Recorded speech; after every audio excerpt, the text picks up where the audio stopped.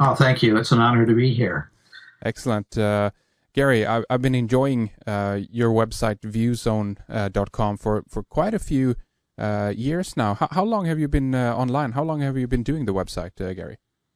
Well, started it back in 1996, back when the internet was still kind of primitive, and it's grown. The audience was small at first, a few thousand a month, and we've grown to have an audience of 1 million. So that's pretty cool. That's really cool, absolutely. And you've been, I guess, if we have some listeners with us who are not familiar with your style of both journalism and the way you go about things, maybe you can just give us a general outline of the kind of work and investigative journalism that you do on the website, Gary.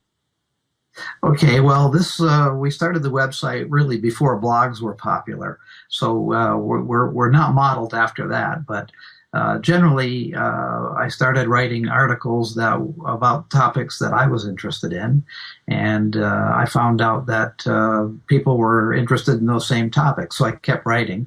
We initially started the website when X-Files was popular on TV, and the kind of conspiracy theories and mysteries were a popular topic. And that grew us for the first 2 years. I didn't really pay much attention to the statistics at first, and then around 1998, I noticed that we were having more than 100,000 people visit the website, and that seemed to be pretty incredible to me. So I got serious about it and asked other people to submit articles. And we got some good material from some people. Some of them stayed with us for a few years and contributed a lot. And along the way, some really interesting topics were flagged to my attention and literally took me around the world to investigate them. And we continue today with some interesting topics that people suggest. Each one seems to outdo the last one. But we try to keep interesting and always listen to suggestions from readers. Absolutely. So, have you personally always been interested in the fringe? If I use a kind of an overarching term there. Well, I've always been curious about stuff, and I've always been a skeptic. So when I hear somebody coming on to a website or writing a story and say they have all the answers, little red flags go up, and I try to do some investigation and research and see where they got their information and if it's valid.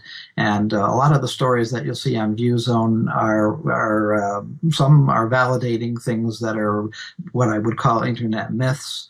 And some are actually debunking them when the information warrants it. Yeah. But yeah.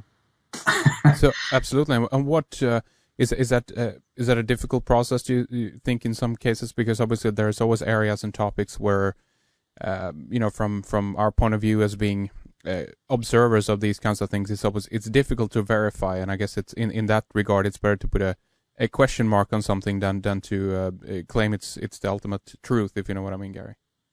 Right. Well, one of my jobs that I had, legitimate jobs, was as an information specialist, and I was taught how to do research mainly on the internet.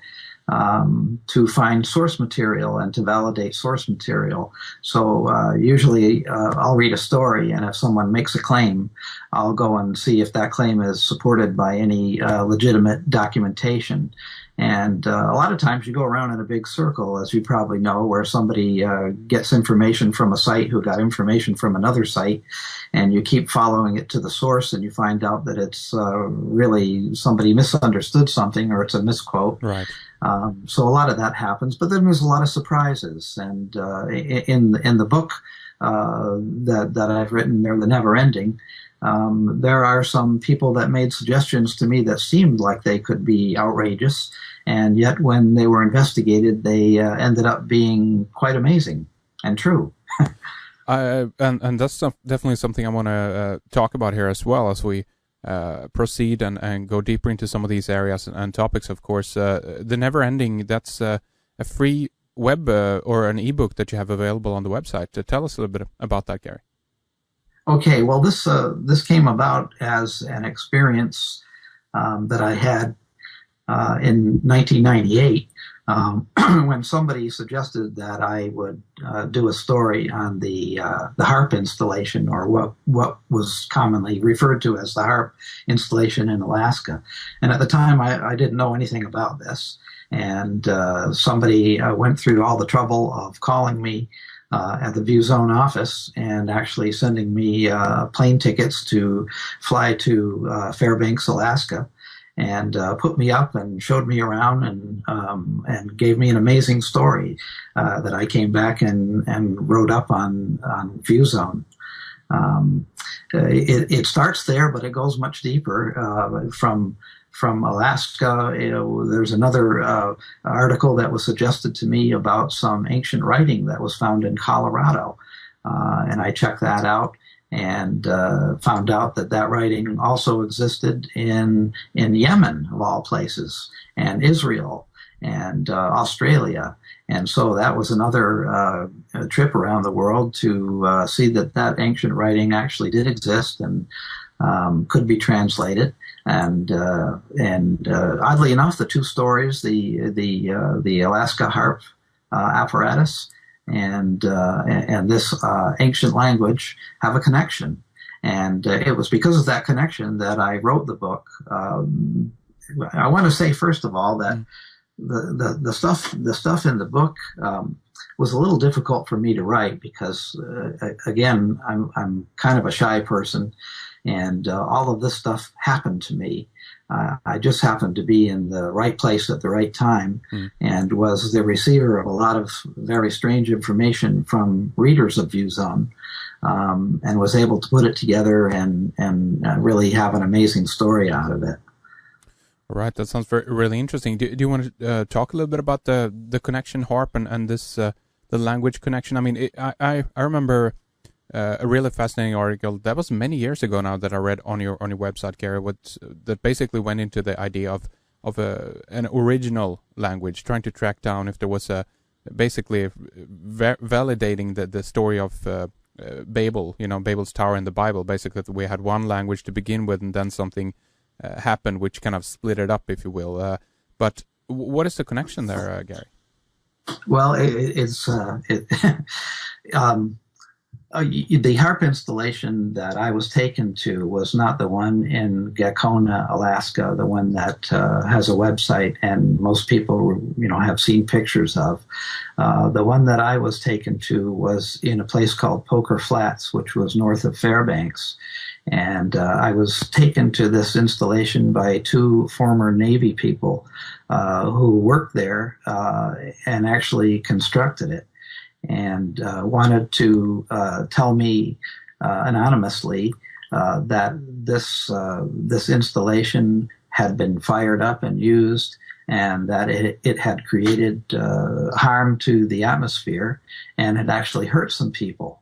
And they actually took me around to see the installation, and then later took me to see some of the indigenous people up there that had suffered from the testing of this apparatus on two occasions where they used billions of watts to energize it. And this was later seen echoed in some of the ancient texts when they talked about a phenomena called burning from the sky. And some of the ancient texts had prophesied a hole being created in the protective layer of the sky and burning of people. So it was kind of a coincidence. So that's interesting. Kind of a second HAARP type facility than in Poker Flats. Do you know if this basically had the same function as the one we do know about it? This is the same atmospheric heater technology we're talking about, right? Right, and I don't really want to claim to be an expert in HAARP or anything. I was shown the installation so that I could write an article about it and say that it had been used and that it had caused harm, which I did. I wrote a story. And then got a reaction from the NSA wanting to know who had told me about this because they had violated their national security oath. It was kind of a touchy situation. Do you know to this day why the two military people took you there then? Did they want to expose this to the world in one way anonymously and wanted to do that through you, or what was their reason? Do you know? Well, and they had thought it was a good venue, I guess, to expose this. And they made it clear they didn't want me to reveal their identity. Wouldn't let me take any pictures or anything, but let me speak to a number of people who were up in Fairbanks who had either worked at the facility or at one time I was taken to a place where there were indigenous people, and I met people that had suffered from this and people that had lost loved ones because of radiation up there. So this was, I mean, at the time I knew nothing about this. I was just given some technical papers written by Eastland describing what the heater is, what they called, what the heater could do. And initially it sounded like a great thing. It could change weather, and it could beam power from remote locations to be used where you needed power. But especially the weather changing capability of it seemed really great.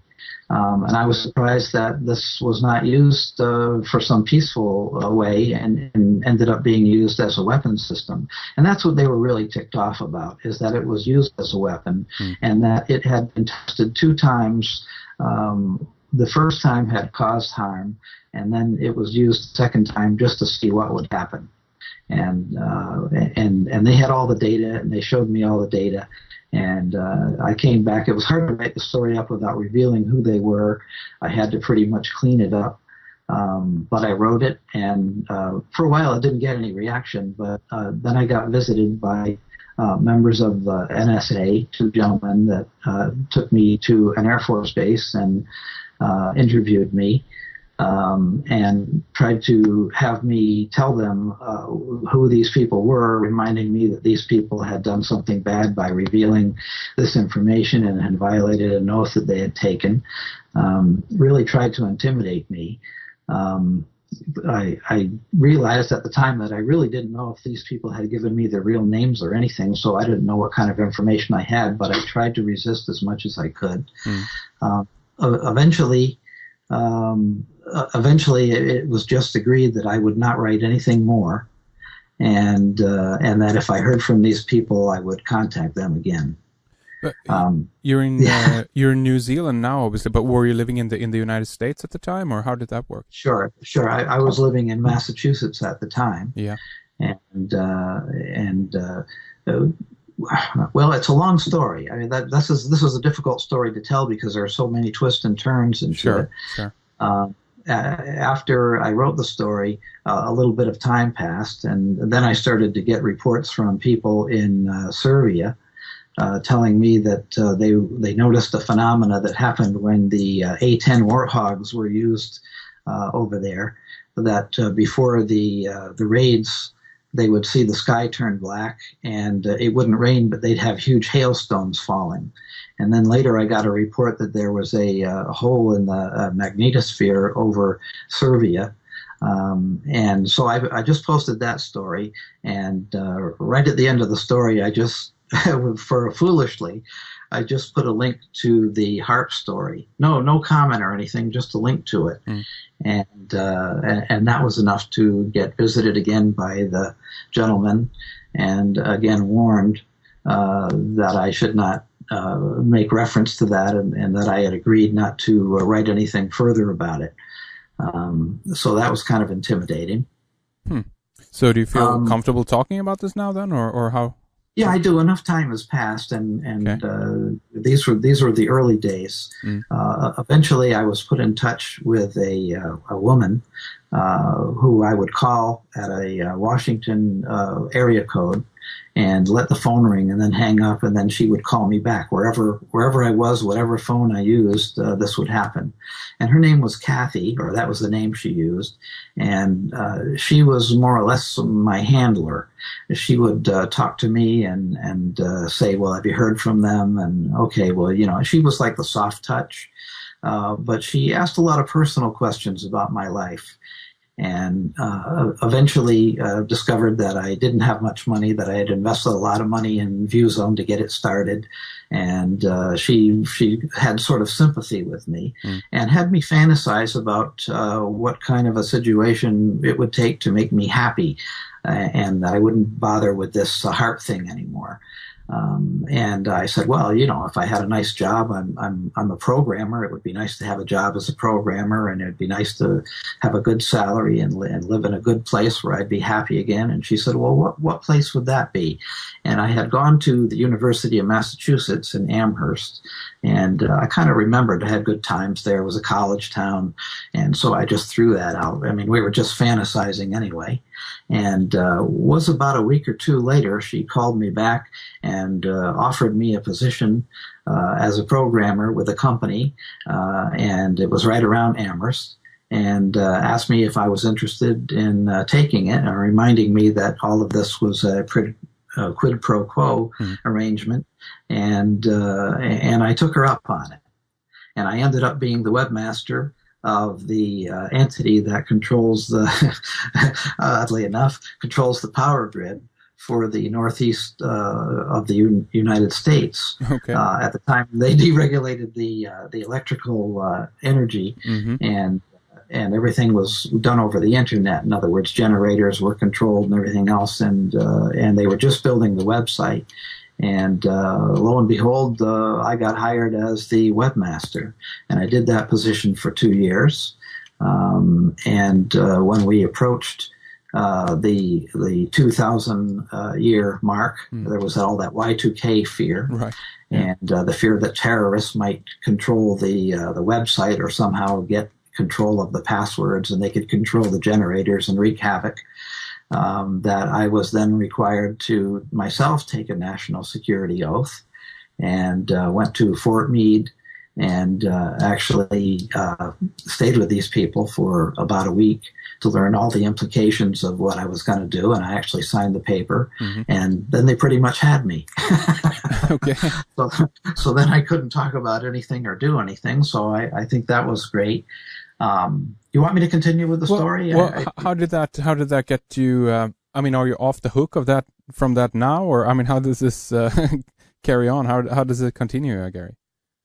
Well, because of the twists and turns that happened, the talking about the HAARP thing became more or less irrelevant.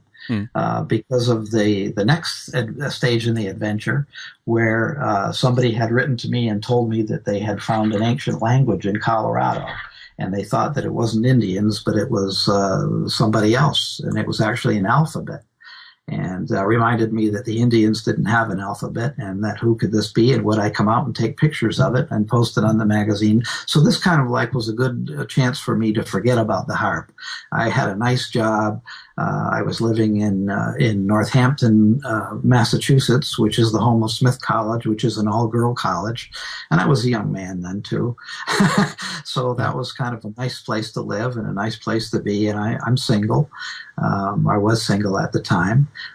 So I was having a good life and making a good salary, and it was a good change for me. So I said, okay, forget about the HAARP thing, and we'll just do something totally different. And I took a trip out to Colorado and photographed all these petroglyphs that a gentleman had observed when he went out in the countryside, and he had documented them all and figured out there were about 22 different shapes of symbols, and they were written in a linear fashion, and they seemed to be a language. So I went out, and he showed me around. I took pictures of them. I came back, I wrote a story, and I posted it on the magazine, and then waited for months. And, I got all kinds of crazy theories of aliens and things like this that were written it, but nothing substantial until one day, a man from Brigham Young University, he called me, and his name was James Harris, and he said that he had some pictures he wanted me to see, and then sent me some pictures of the same petroglyphs that I had seen. I asked him where these were in Colorado, and he said they weren't Colorado, they were from the Negev Desert in Israel. and that he had successfully translated them using an old Hebrew dialect called Proto-Canaanite. Mm-hmm. So I said, well, can you translate any of this stuff? And I sent him some of the pictures that I had taken that I hadn't posted on the website. And after a couple of weeks, he was able to come back with translations. And they weren't dramatic things. They were like, oh, there's fresh water over here, or the person that used to live here got old, so they moved to the big roundhouse up on the top of the hill. There were like messages like that were in Iraq. But the fascinating thing was, how could this language be in Colorado and be in Israel? So I got off on a whole different tangent. That's when Harris had cancer and was unable to be involved with this anymore. But I was reminded by my contact at the NSA, Kathy, that I was a programmer. I mean, she was interested in my life. She kept calling me every week just to make sure everything was okay. I guess that's how important it was. They didn't want me to write another story about HAARP, and they wanted to keep checking up on you a little bit. That's what you're saying, right? Yeah, right. And so she said, well, you're a programmer. Isn't there something you can do? I mean, isn't there something called an algorithm? And if you knew the algorithm, you'd be able to translate it. And of course, it was true. And I went out and got dictionaries, Chaldean dictionaries and Talmudic Hebrew dictionaries. And I made a database while I was at work. On company time. Of course, they didn't know that, but I ended up with a database that runs on a web browser on JavaScript, and it has all the symbols, and you can input the symbols just like you would on a typewriter, and it'll give you the English translation. So this worked really well, and I tried some of the pictures I had taken, and it worked well. And there was one I remember, particular petroglyph that was 60 feet wide. And it was just packed with stuff. And the interesting thing was, on the far right of it was actually a picture, petroglyph, looked like of a ship with sails and everything. And I thought, well, this is really odd. So I formed an expedition and got some people to come with me, and we went back there to Colorado, and we actually used the program on a laptop to translate most of what we could get out of this 60-foot wide petroglyph. And it did actually tell a journey from the Mideast across the ocean. The people landed somewhere in the Gulf of Mexico and came up the Arkansas River. We could tell all this by what they wrote. And the interesting thing towards the end was that the problem that they were faced with was how to make a Holy of Holies, which was kind of weird. And I don't know why they would need to do that. But there was many references to Yah, Y-A-H.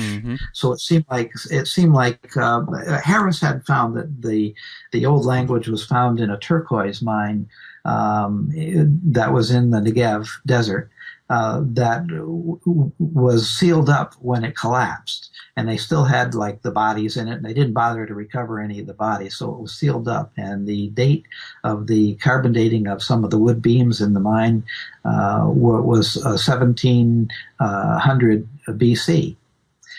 So this was very old. 1700 BC, yeah. Right, and there was also this language that was scribbled on the wall, and it was in this same alphabet that we had discovered in Colorado. So we knew it was old, and we knew that it was from that part of the world. So all of this began to make a little sense, and then the reference to Yah, and then there was actually even a picture of how they decided to use the material from the sail of the ship that they had. There's even a picture of it packed on the back of an animal like an ox. And because they used pictographs a lot when they wrote the petroglyphs to tell a story, they would have some text and then they have a little picture that would go along with it.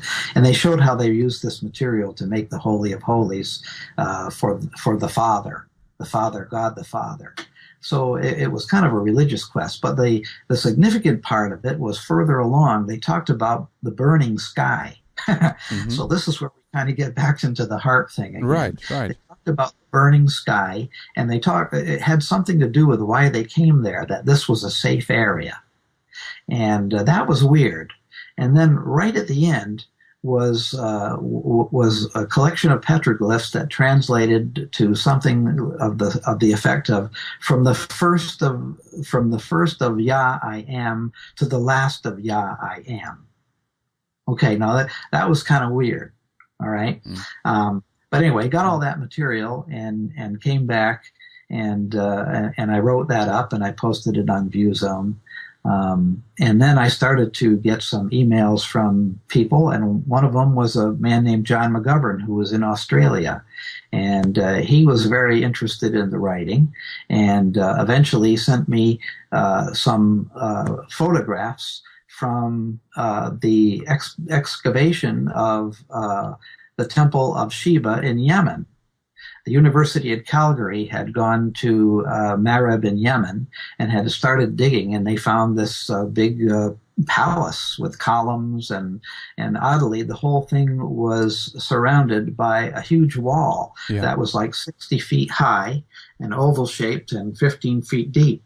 And all along the wall, there was writing, and it was in this language. It was the same characters, only now, instead of finding these things crudely chiseled on rocks as petroglyphs, there was an actual font.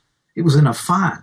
It was amazing. So all the shapes that I was familiar with, here they were all refined and in a row, linear, and the pictures were amazing, so I couldn't wait to start translating these. Am I going too fast for you? No, absolutely not.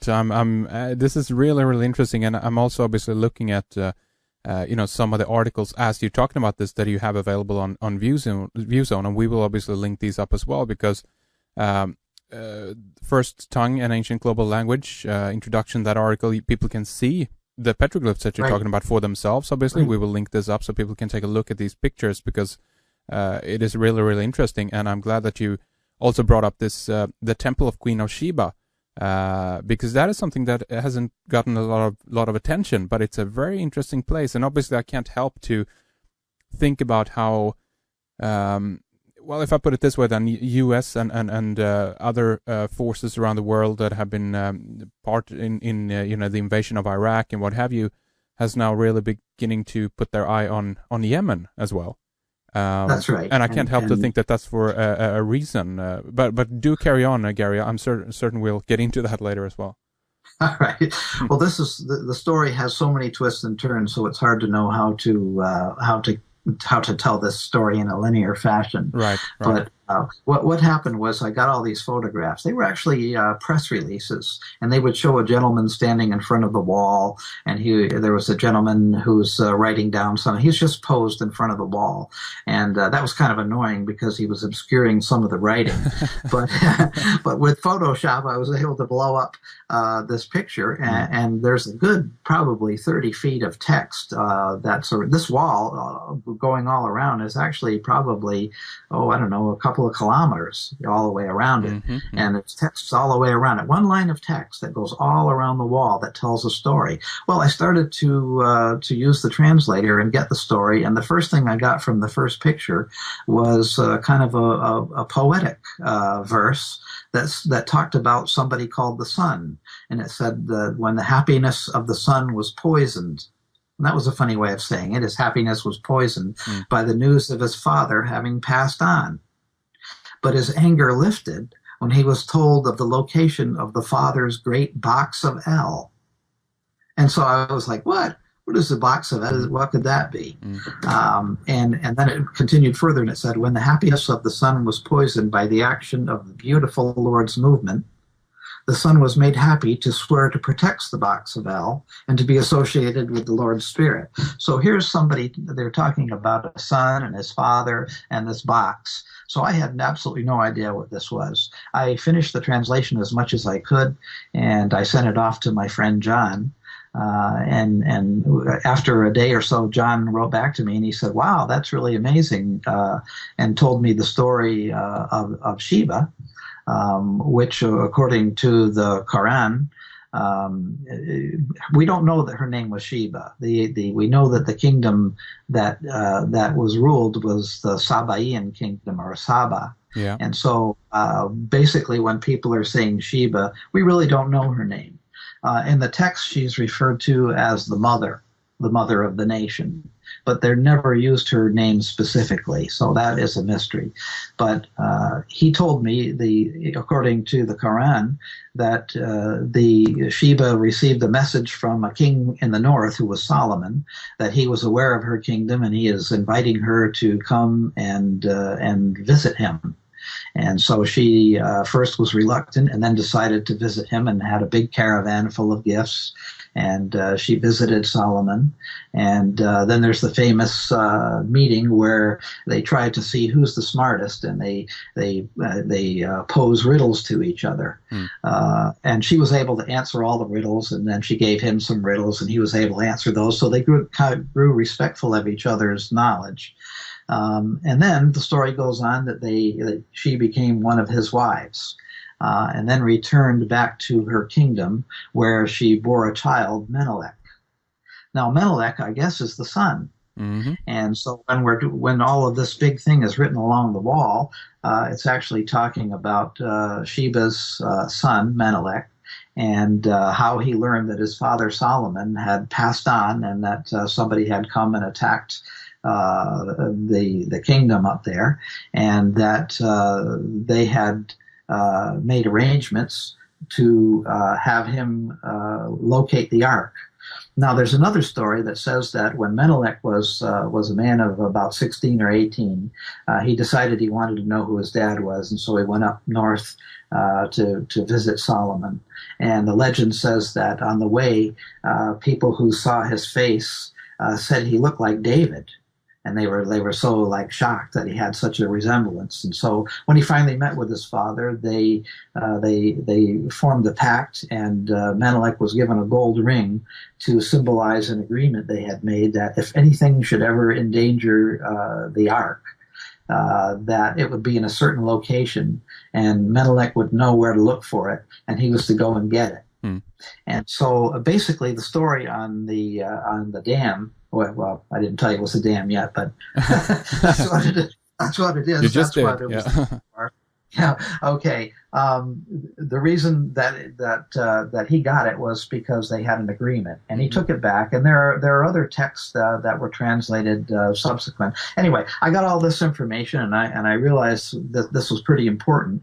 And I also realized that there was no one else who supposedly could translate this, which I was kind of frustrated with. It put me in an awkward position. I had only translated material from Colorado. And now it seemed that Mr. Harris, Professor Harris, was incapacitated and unable to do the translations. So it was just me. So out of frustration, I wrote up the translations and sent them to Yemen. And I didn't know who to send them to, so naively, I sent them to President Saleh. And I had the translations, and I sent them Federal Express, the highest priority, whatever. Okay. And then people said, "Oh, you're crazy. Nothing's going to happen." Well, in about a month, it did happen, and I got an invitation to be the guest of Yemen and to come and meet with the Minister of Antiquities, and that they would show me the site. So they definitely were interested. So all expenses paid trip to Yemen. Yeah. So this was just the incentive I needed to quit my job at the electric company and quit my former life, my comfortable life, and do something totally crazy. And I went to Yemen and actually went to the site, had some problems at the site, but that's a different story. But I got to translate some of the stuff in the museums and plaques and bronze things they had found that had the writing on it. And the story began to get filled in. And the story basically is that after Menelik retrieved the Ark, he buried the Ark in a chamber underground and was communicating with it. And we don't know whether this was verbal communication or whatever, but somehow he was communicating with it.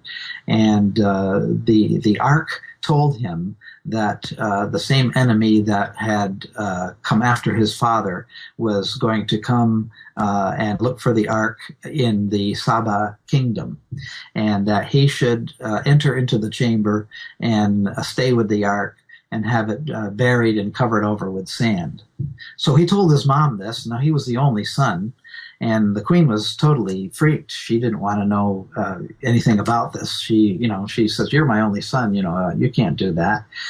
But she did respect that he was getting some kind of revelation from the Ark, and so she had the workers construct a chamber specially for him to be with the Ark inside the chamber. But we found other texts where she said that one of the walls she had the workers make without mortar, so that it could be easily taken down if she had to rescue him. And that she also put a little hole, aperture, in the wall so that she could spy on him, because she didn't know how long this was supposed to happen. How long was he supposed to be in this chamber with the Ark? She went down and checked on him, and used to there's carvings that say that she saw light like lightning and heard thunderous noise, and she saw him tremble from the revelations he was getting from the Ark. But then after a while there was quiet. And there was one auspicious moment when she went down and removed the hole from the aperture, and a worm came out. And I guess that was not a good sign. And then she had to go through this big mental anguish of whether she should break down the wall and rescue him, or whether she should leave him inside the chamber. And there's a really beautiful plaque that's made of bronze. And it's actually looked like it went around a round column, and we only have one part of it, but it's sort of a semicircle.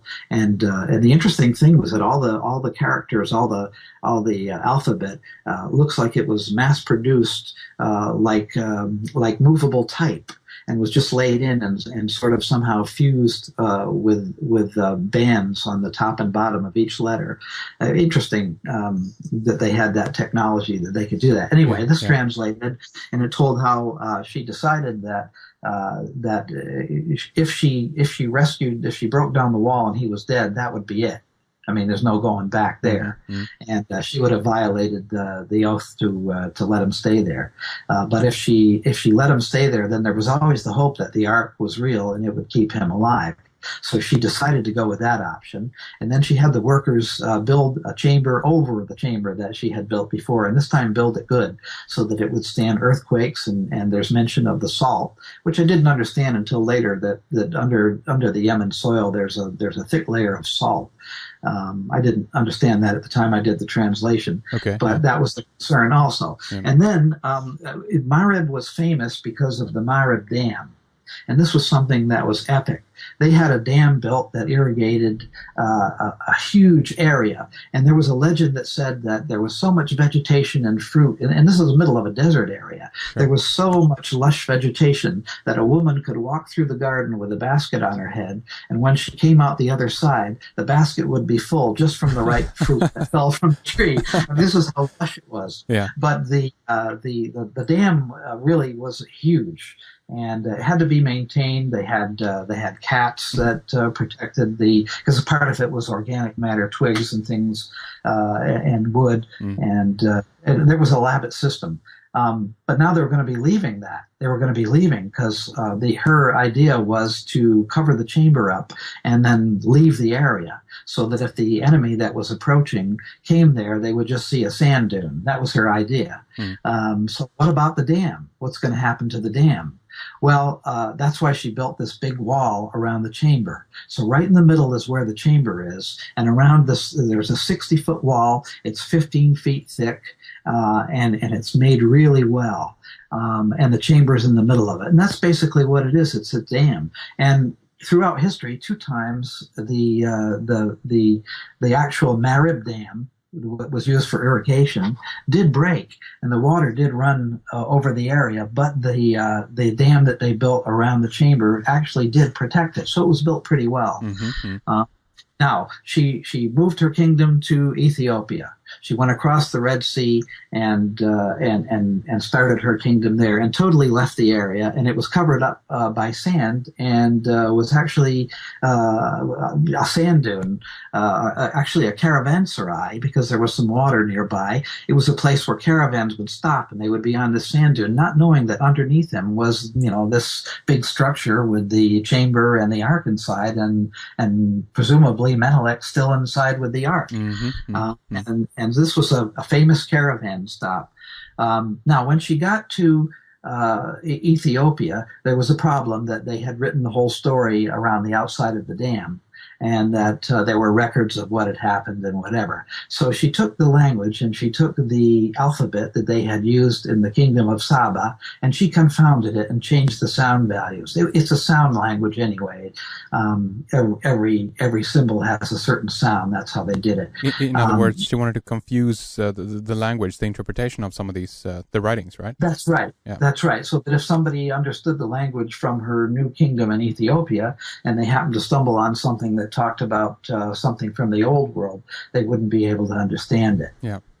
And so that was the development of the Himyaritic language, which looks similar but has different sound values.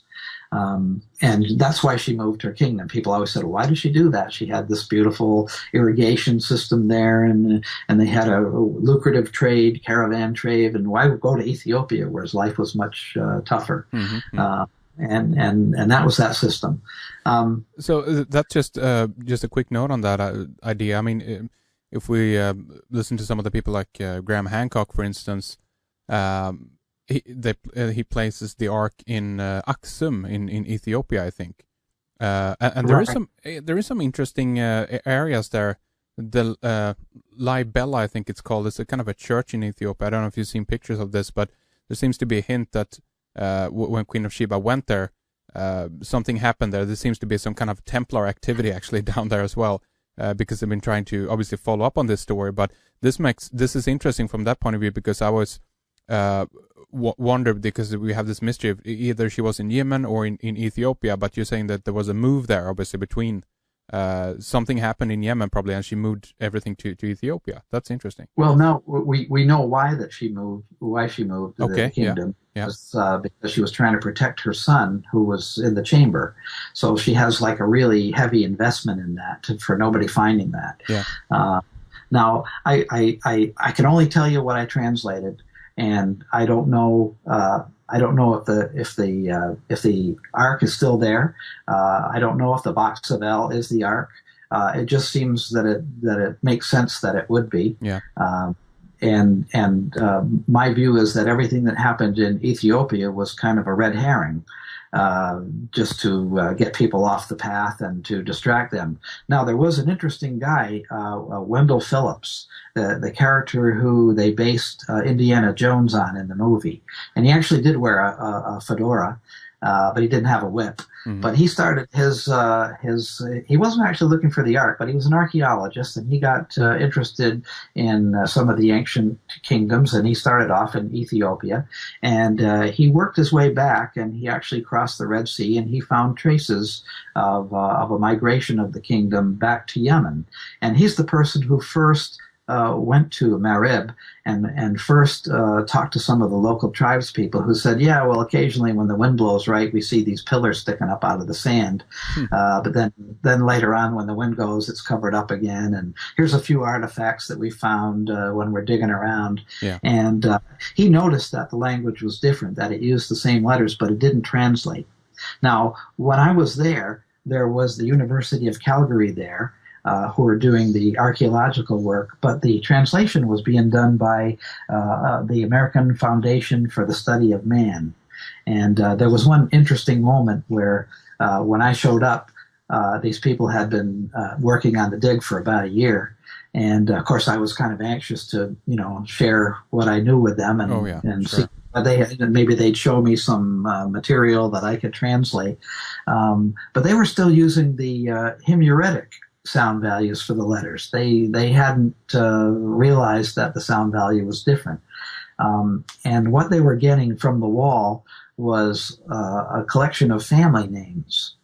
And I realized what was happening. Every time that they got to the word son, in Arabic, when you're referring to a family lineage, it's Ibn, like Osama bin Laden, son of Laden. Yeah. And every time they got to this word son, they would say, "Oh, this is a lineage, and what follows is a name of a family." And they thought it was maybe all the patrons who made the wall had their name carved in the wall or something. Mm-hmm. That was a craziness that they had. Yeah.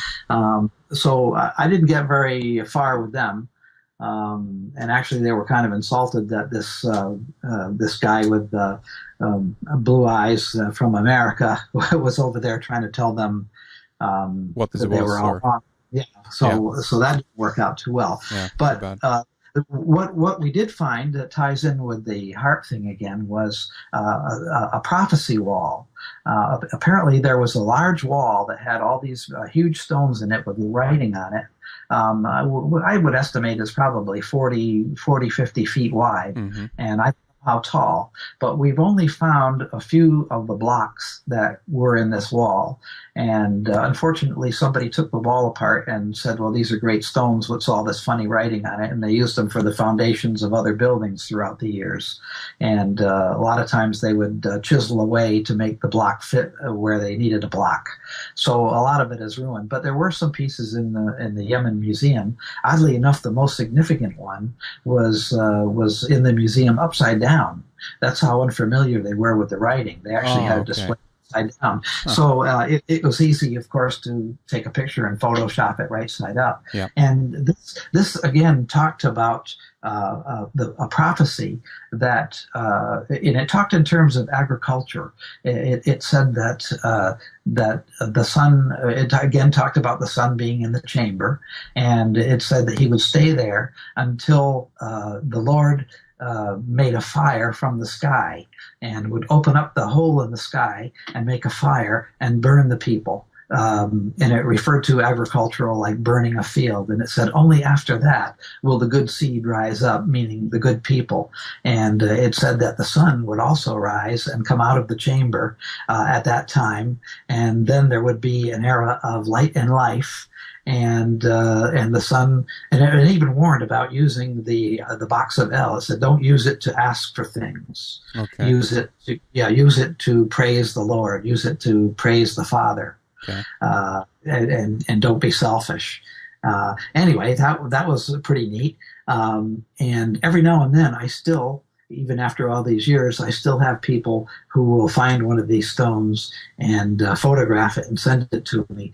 And unfortunately, we have about 6 stones, and we don't know if they go together or where they are on the wall. Yeah. But each of them kind of repeats this prophecy of something happening, and it looks like something to do with the sun.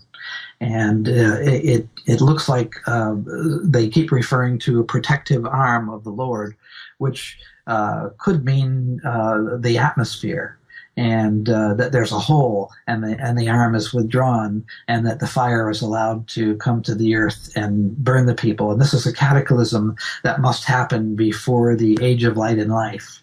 So it's an interesting prophecy, but it all goes back to kind of the HAARP installation and the hole in the sky that they created, and the radiation that came through.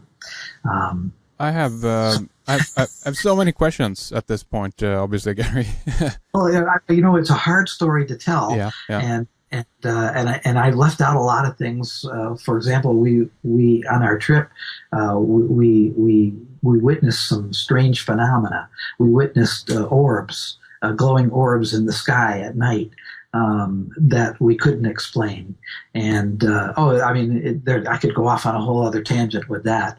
I was with a woman who came along. I was going to make a movie.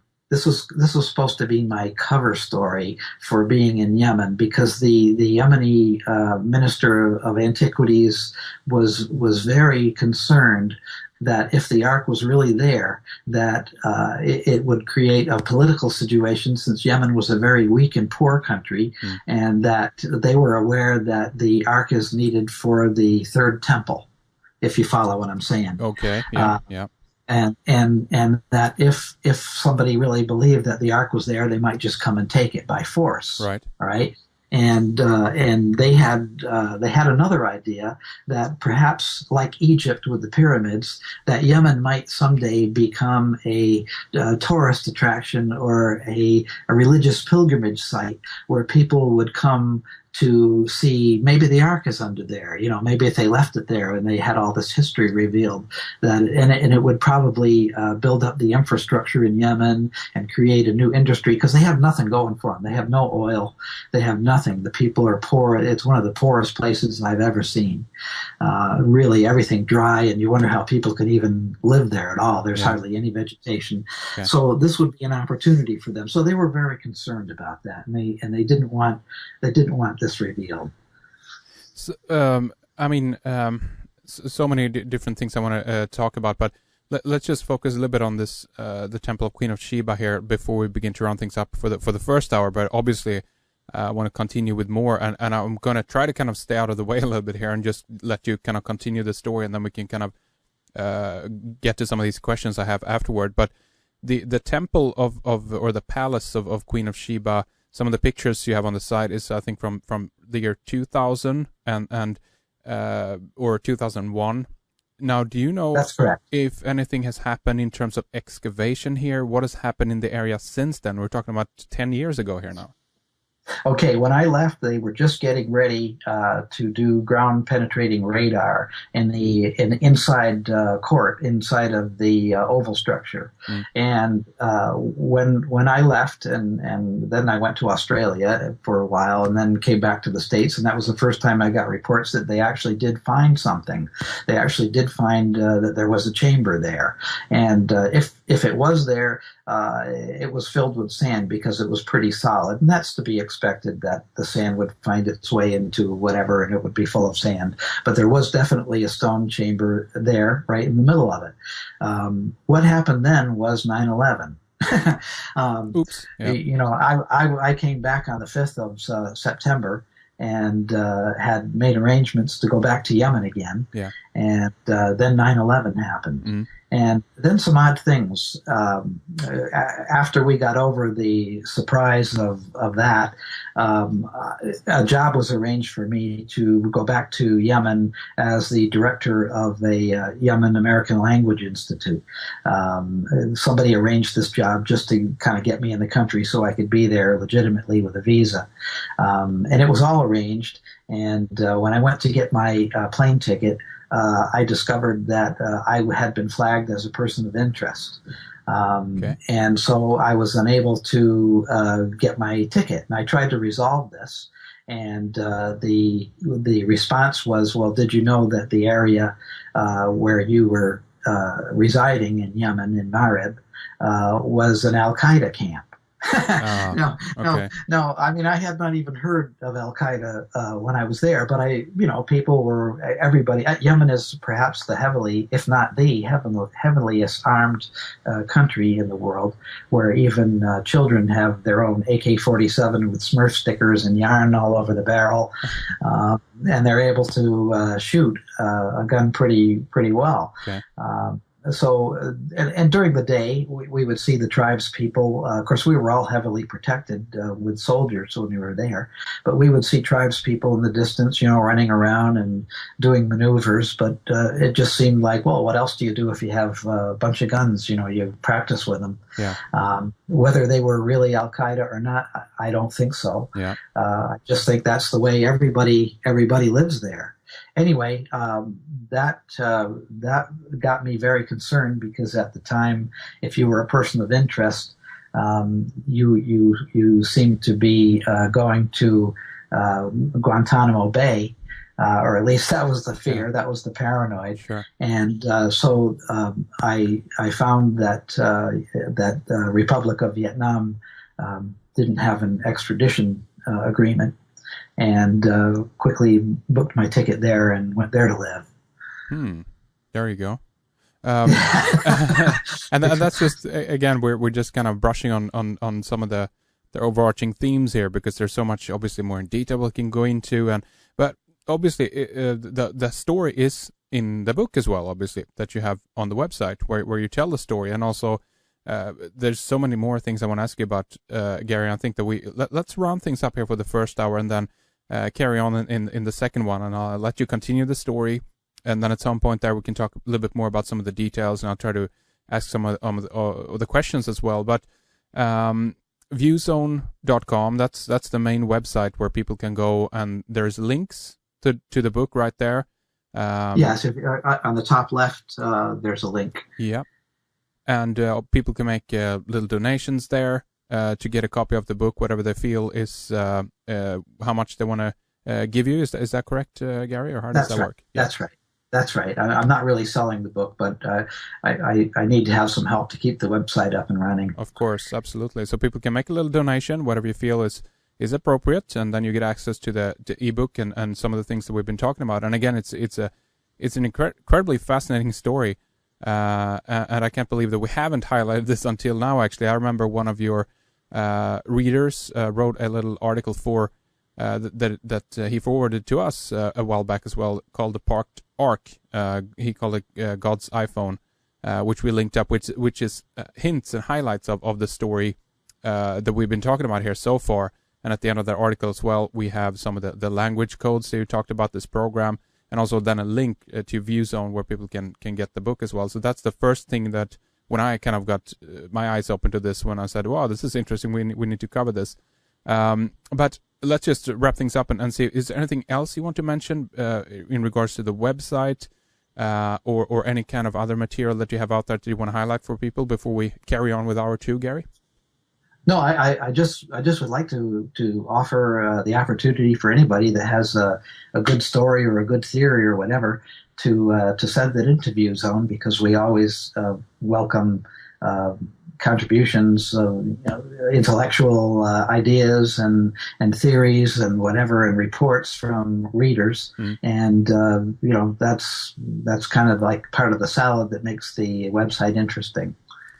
All right, that is excellent. Viewzone.com. See the links from redicecreations.com. So some of the things we've been talking about. We're going to link up images and things there as well, so you can take a look at some of the things that we've been talking about. But again, Yemen. Why Yemen, and why the reason to all the so-called terrorist activity down there, and why is now parts of the Western world again beginning to look at this area? It's pretty interesting. We saw a similar pattern with Iraq, of course, the invasion of that. We had the looting of the Baghdad Museum and a lot of artifacts taken out of the country. This might be an extension in one way or another to that or overarching agenda. But again, Gary, we'll continue talking more about this in our next hour. So stay with us. Very, very interesting. Able to put it together and really have an amazing story out of it. All right, that sounds really interesting. Do you want to talk a little bit about the connection HAARP and this the language connection? I mean, I remember a really fascinating article that was many years ago now that I read on your website, Gary, that basically went into the idea of an original language, trying to track down if there was basically validating the story of Babel, Babel's Tower in the Bible. Basically, that we had one language to begin with, and then something happened which kind of split it up, if you will.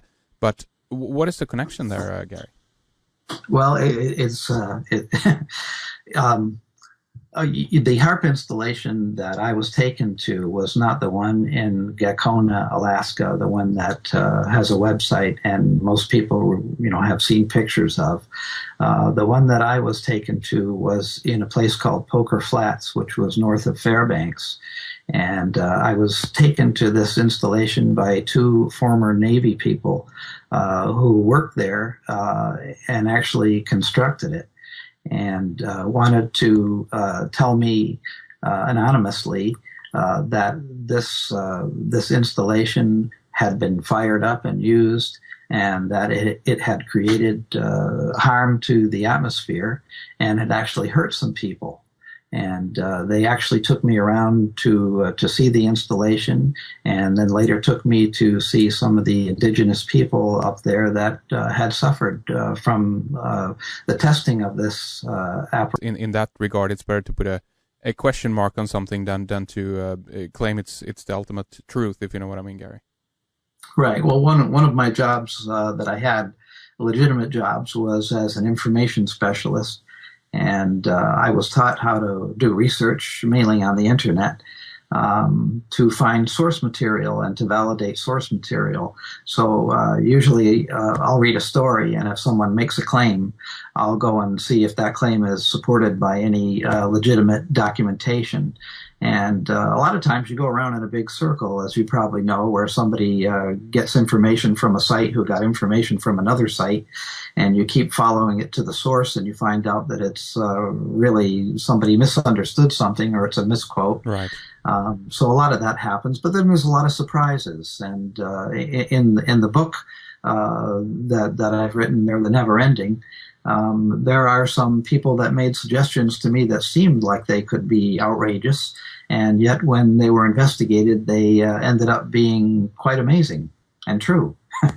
And that's definitely something I want to talk about here as well as we proceed and go deeper into some of these areas and topics. Of course, the Never Ending, that's a free web or an ebook that you have available on the website. Tell us a little bit about that, Gary. Okay, well, this came about as an experience that I had in 1998 when somebody suggested that I would do a story on the HAARP installation, or what was commonly. So I got serious about it and asked other people to submit articles. And we got some good material from some people. Some of them stayed with us for a few years and contributed a lot. And along the way, some really interesting topics were flagged to my attention, and literally took me around the world to investigate them. And we continue today with some interesting topics that people suggest. Each one seems to outdo the last one. But we try to keep interesting and always listen to suggestions from readers. Absolutely. So, have you personally always been interested in the fringe, if I use a kind of an overarching term there? Well, I've always been curious about stuff, and I've always been a skeptic. So when I hear somebody coming on to a website or writing a story and say they have all the answers, little red flags go up, and I try to do some investigation and research and see where they got their information and if it's valid. And a lot of the stories that you'll see on ViewZone are some are validating things that are what I would call internet myths. And some are actually debunking them when the information warrants it. Yeah. But yeah. So absolutely. And what is that a difficult process? Do you think in some cases, because obviously there's always areas and topics where from our point of view as being observers of these kinds of things, it's difficult to verify, and I guess it's referred to as the HAARP installation in Alaska. And at the time, I didn't know anything about this. And somebody went through all the trouble of calling me at the ViewZone office and actually sending me plane tickets to fly to Fairbanks, Alaska, and put me up and showed me around and gave me an amazing story that I came back and wrote up on ViewZone. It starts there, but it goes much deeper. From Alaska, there's another article that was suggested to me about some ancient writing that was found in Colorado, and I checked that out and found out that writing also existed in Yemen, of all places, and Israel, and Australia. And so that was another trip around the world to see that ancient writing actually did exist and could be translated. And oddly enough, the two stories, the Alaska HAARP apparatus and this ancient language, have a connection.